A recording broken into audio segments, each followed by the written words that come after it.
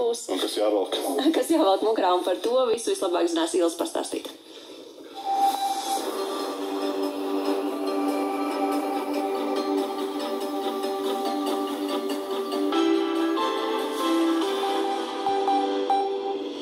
Labrīt! Šodien būs gan karstums, gan krusa, gan pērkons, jo daudz vietu Latvijā ir gaidāms īslaicīgs lietus un pērkona negaiss, kas sev līdzi var nest arī kādu stihiju. Jārēķinās, ka negaisa laikā pastiprināsies vējš, un tas var laust koku zarus un kokus, un tāpat lokāli iespējama arī krusa.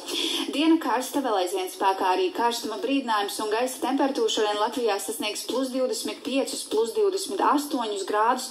Nedaudz vēsāks būs vienīgi Kurzemē jūras piekrastē, kur gaisa temperatūra svārstīsies ap +18, +19 grādiem.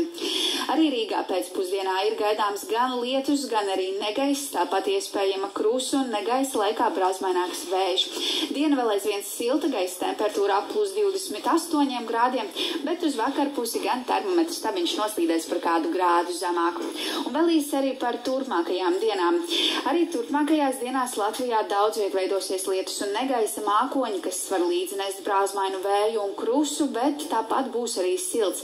Gaisa temperatūra naktīs gan ceturtdien, gan arī piekdien +12, +18 grādi, dienlaikā +25, +30 grādi, rīt valsts austrumos sakarstīs pat līdz +32 grādiem, bet piekdien arī +20, +28 grādi un vēsāks būs piekrastē. Vēl pavisam īsi arī par ūdens temperatūru.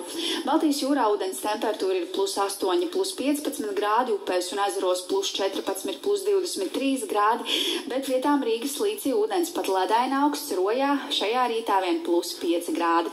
Šobrīd laikas ziņās tas viss, un turpinām ar citām aktualitātēm.